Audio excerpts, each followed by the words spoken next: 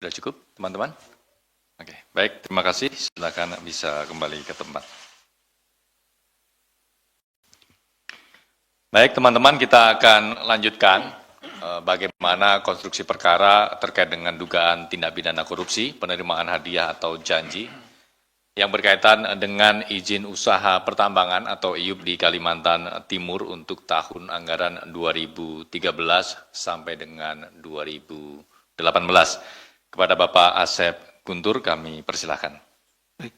Terima kasih Mas Jubir. Bismillahirrahmanirrahim. Assalamualaikum warahmatullahi wabarakatuh. Selamat siang dan salam sejahtera bagi kita sekalian.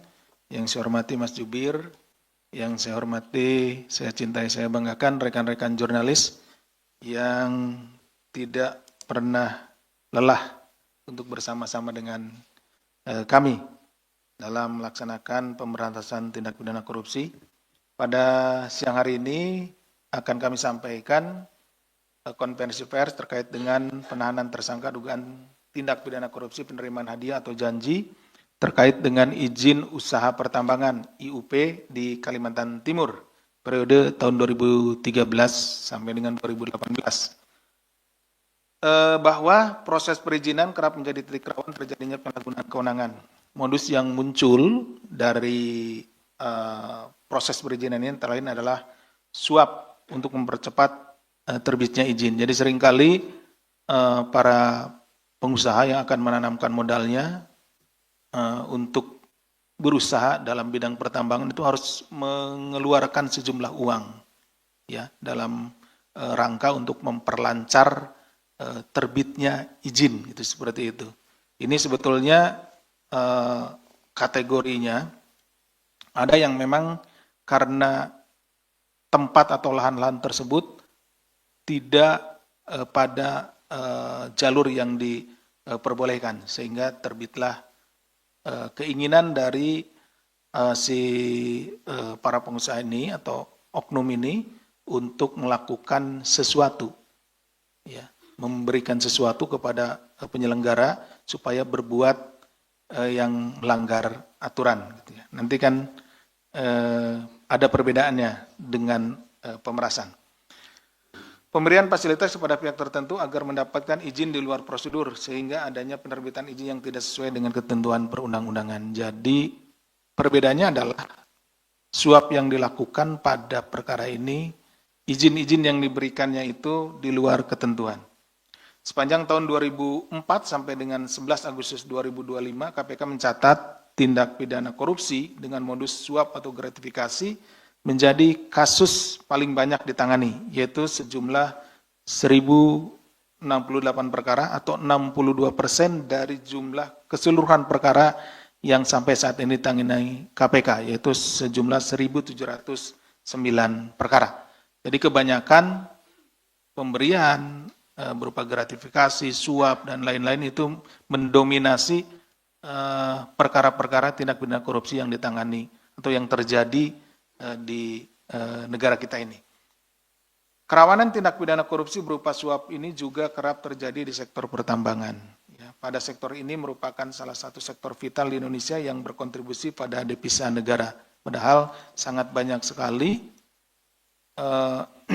kerugian yang diakibatkan dari kesalahan dalam memberikan perizinan ini, khususnya terkait dengan masalah lingkungan hidup.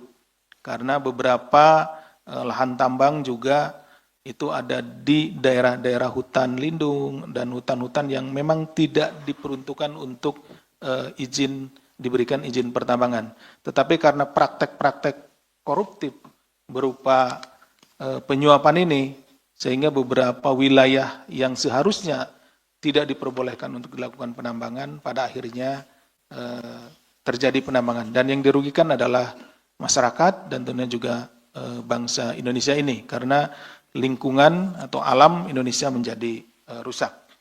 Lewat upaya preventif berkelanjutan, KPK telah mendorong pelaku usaha agar menjadikan integritas sebagai fondasi utama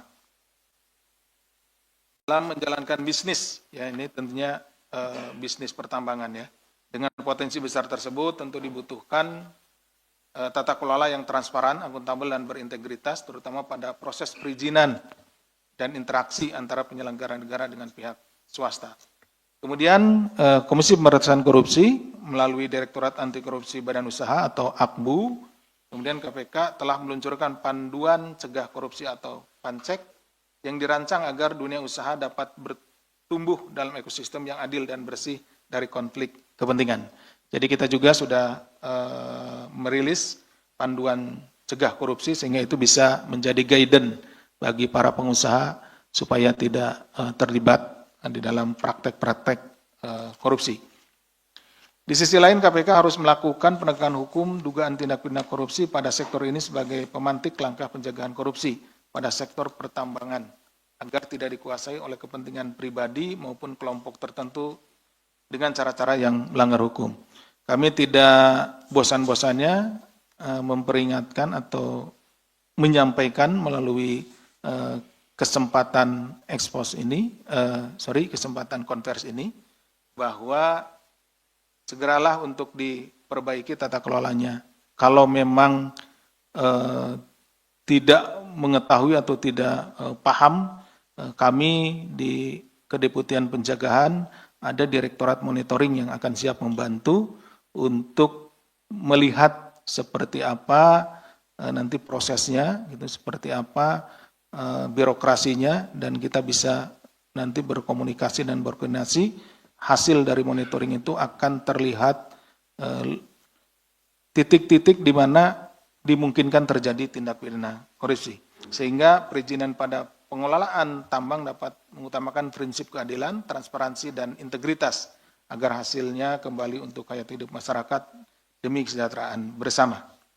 Pada kesempatan ini adalah yang kedua ya, karena sebelumnya sudah kita lakukan penahanan terhadap satu orang tersangka.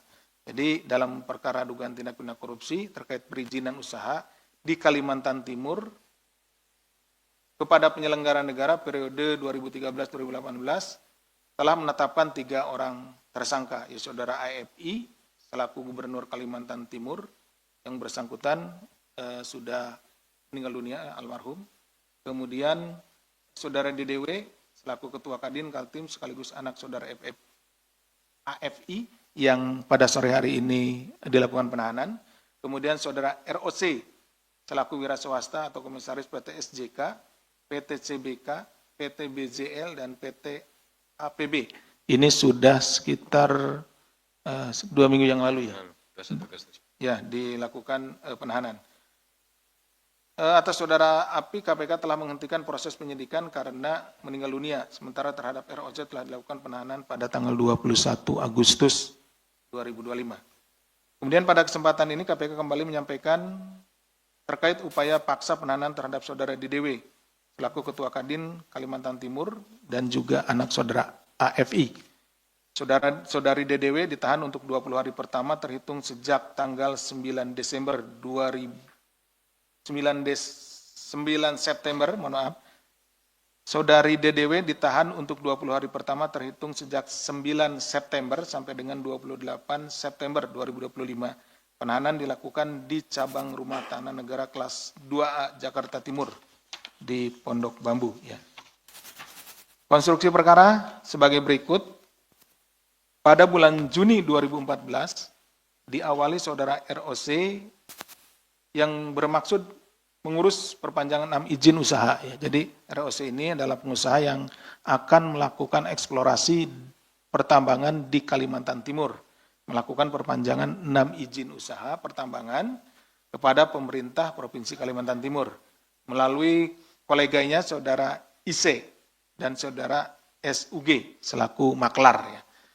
Kemudian pada saat proses perpanjangan IUP pada Dinas Energi dan Sumber Daya Mineral ESDM Kaltim, Saudara DDW meminta kepada pihak-pihak terkait untuk memproses dokumen perpanjangan 6 IUP yang dimaksudkan dengan meminta sejumlah fee ya sebelum disetujui oleh Saudara AFI. Jadi karena hubungannya anak dengan bapak ya, di antara Saudara AFI waktu itu adalah gubernur. Jadi hubungan kedekatan secara kekeluargaan di yang bersangkutan minta lebih dahulu sejumlah fee ya sebelum disetujui oleh orang tuanya atau oleh gubernur. Dalam proses selanjutnya, saudari DDW kemudian menyetujui dan mengatur pertemuan dengan saudara ROC. Jadi untuk bertemu dengan pejabat gubernur pada saat itu, orang tua saudara DDW ini yang ngatur ya DDW gitu. ROC kemudian baru dipertemukan yang bertujuan untuk bernegosiasi atas fee dari pengajuan 6 IUP milik ROC.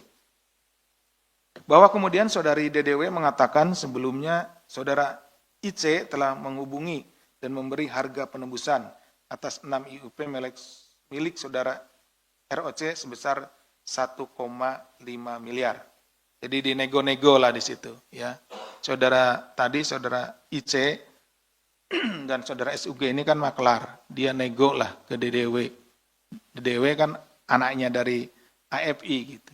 Nah, di sana ditawarkanlah untuk keseluruhan 6 IUP itu 3,5 miliar. Namun DDW kemudian menolak dan meminta untuk ini dinaikkan ya, dari tadi 1,5 miliar menjadi 3,5 miliar. Jadi tawaran pertama dari IC itu 1,5 miliar untuk 6 IUP perpanjangannya, tapi DDW itu minta 3,5 miliar atau naik 2 kali lipat dari harga penembusan awalnya. Kedua belah pihak akhirnya menyepakati harga penembusan tersebut. Saudari DDW dan saudara ROC bertemu di sebuah hotel yang berlokasi di Samarinda, di mana saudari DDW melalui saudara IC menerima uang sejumlah 3 miliar dalam pecahan Singapura dollar, kemudian 500 juta dalam pecahan juga Singapura dollar. Melalui saudara SUG. Setelah terjadi transaksi, dimaksud saudara ROC melalui saudara IC menerima dokumen 6 IUP dari saudara DDW yang diantarkan oleh saudara IJ selaku babysitter dari saudara DDW. Jadi untuk penyerahan SK-nya itu di rumah. Jadi diserahkannya oleh babysitternya gitu. Tapi untuk penyerahan uangnya tadi yang 3 miliar dalam pecahan dolar Singapura dan 500 juta rupiah itu di hotel diserahkan. Jadi uang dulu diserahkan, kemudian baru perpanjangan IUP-nya. Bahwa setelah transaksi selesai, saudara DDW kemudian meminta fee tambahan kepada ROC melalui SUG. Namun saudara ROC tidak menanggapi permintaan tambahan tersebut. Jadi maksudnya ingin tambah lagi gitu, dari 3,5. Padahal tadi awalnya ditawar 1,5, kemudian tidak mau, naik jadi 3,5 gitu, seperti itu. Atas perbuatan tersangka DDW dipersangkakan melanggar pasal 12 huruf A atau pasal 12 huruf B atau pasal 11 Undang-Undang Nomor 31 Tahun 1999 sebagaimana telah diubah dengan Undang-Undang Nomor 20 Tahun 2001 tentang perubahan atas Undang-Undang Nomor 31 Tahun 1999 tentang pemberantasan tindak pidana korupsi. Junto pasal 55 ayat 1 ke 1 Kitab Undang-Undang Hukum Pidana. Demikian bisa kami sampaikan. Terima kasih. Kami kembalikan kepada Mas Zubir. Baik, terima kasih Pak Deputi yang telah memaparkan terkait dengan penetapan dan penahanan tersangka DDW terkait dengan dugaan tindak pidana korupsi, penerimaan hadiah atau janji terkait dengan izin usaha pertambangan atau IUP di wilayah Kalimantan Timur untuk tahun anggaran 2013 sampai dengan 2018. Selanjutnya kami akan membuka sesi tanya jawab yang pertama untuk perkara ini. Silakan. Semuanya sudah jelas sepertinya Pak Deputi. Sudah pernah di ini. Perkara ini, Mas Rio. Oh ya. Kayaknya. Silakan, Mas Rio. Rio Antara. Sedikit Pak Asep, untuk kasus ini kan Dayang Dona disebut sebelumnya ditawarkan 1,5 miliar, terus dia menolak dan meminta 3,5 miliar. Ini tuh emang ada harga tersendiri atau ada permintaan dari ayahnya atau seperti apa? Itu yang pertama. Yang kedua, yang kemarin kan soal Rudy Ong, dia kan bilang ada dijebak gitu. Nah itu KPK sudah memeriksa Rudy Ong atau hasilnya seperti apa? Terima kasih. Baik, terima kasih Mas Rio, 2 poin. Ada lagi? Silakan Mas Rizky. Makasih Pak Asep, Mas Budi izin bertanya. Terkait saya lihat dari konstruksi perkara itu masih ada beberapa pihak yang terlibat dalam perkara ini namun belum ditetapkan tersangka. Itu ada dari Sugeng sebagai makelar dan juga perantara pembantunya itu ada si Iwan. Kemarin kan juga sempat dipanggil. Itu datang nggak Mas Budi? Dan hasil pemeriksaan seperti apa? Terus juga saya lihat Kepala Dinas Energi SDM Kaltim itu Amrullah juga nerima uang dari pengondisian IUP ini. Nasib-nasib pihak ini gimana sih? Kapan ditetapkan tersangka baru dan perkara ini? Pengen itu aja, saya kembalikan. Baik, terima kasih Mas Rizky, 2 poin juga. Jadi Mas Rio, tadi terkait dengan fee ya, dari 1,5 menjadi 3, seperti apa asal muasalnya dan juga pernyataan dari saudara ROC yang mengatakan dijebak dalam perkara ini, apakah sudah ada pendalaman? Dan Mas Rizky ya, terkait dengan Kepala SDM Kaltim dan juga saksi-saksi yang sudah dipanggil. Monggo Pak Deputi. Baik, terima kasih Mas Jubir, Mas Rio, dan Mas Rizky. Ini dari Mas Rio terlebih dahulu, ini terkait dengan uang tadi ya, yang diminta oleh saudara EDW, ditawarkan 1,5, kemudian minta 3,5. Apakah ada harga patokannya gitu ya, patokan harganya, kemudian apakah itu juga atas permintaan dari orang tuanya. Jadi begini, untuk penerbitan surat ini ya, IUP ini, perpanjangan itu tidak ada patokan harganya gitu. Jadi ini adalah pemberian ya suka-suka gitu, minta berapa mintanya seperti itu. Itu makanya penawarannya kan 1,5 miliar, kemudian mintanya 3,5 miliar gitu ya. Yang jelas uang-uang tersebut ini ilegal, artinya tidak ada panduannya atau tidak ada ketentuannya di dalam undang-undang yang masuk ke kas negara. Jadi ini bentuknya adalah, makanya ini bentuknya bentuk suap, penyuapan gitu.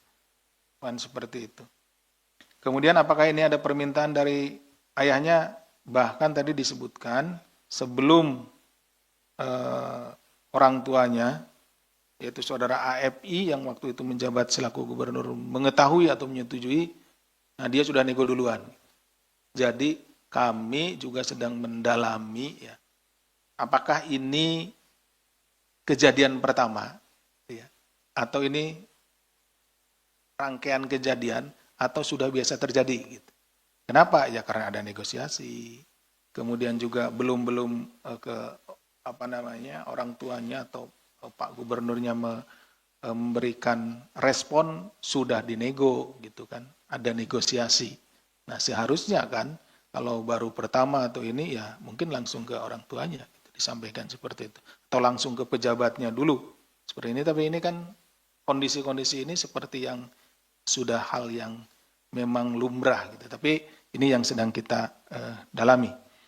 Kemudian pada saat konvers ya saudara ROC waktu itu di sini dan kemudian juga waktu doorstop kalau tidak salah ya menyatakan yang bersangkutan itu dijebak. Ya kami kemudian sedikit bercerita gitu, sedikit menggali itu ya dari yang bersangkutan karena kami awalnya berpikir bahwa terkait dengan tindak pidana korupsi gitu. Karena yang domain kita yang kita tangani ini kan tindak pidana korupsi nih. Tapi ini ternyata lain gitu. Ada hubungannya dengan narkoba dan lainnya disampaikan seperti itu gitu. Jadi kami anggap ya di luar tindak pidana korupsi sehingga itu tidak menjadi materi yang kami dalami gitu. Jadi kalau itu memang nanti terkait tindak pidana umum, ya bisa saja yang bersangkutan itu melaporkan nanti melalui kuasa hukumnya dan lain-lainnya seperti itu. Itu ya Mas Rio. Kemudian Mas Rizky, ada beberapa nama termasuk juga saudara SUG, saudara IC, kemudian juga Kadis ESDM-nya yang diduga terlibat di dalam perkara ini dan menerima sesuatu. pertanyaannya kan kapan nih dijadikan tersangka kan gitu kan ya. Nah, kita sedang melengkapi nanti kalau sudah kita temukan bukti-bukti, alat bukti yang cukup bahwa dia layak untuk dinaikkan statusnya menjadi tersangka, kita akan naikkan menjadi tersangka. Demikian mungkin Mas Jubir yang bisa. Baik, terima kasih Pak Deputi atas penjelasannya. Kita beralih ke perkara lainnya. Kami persilakan untuk sesi kedua. Mbak Sasya, Mas Yus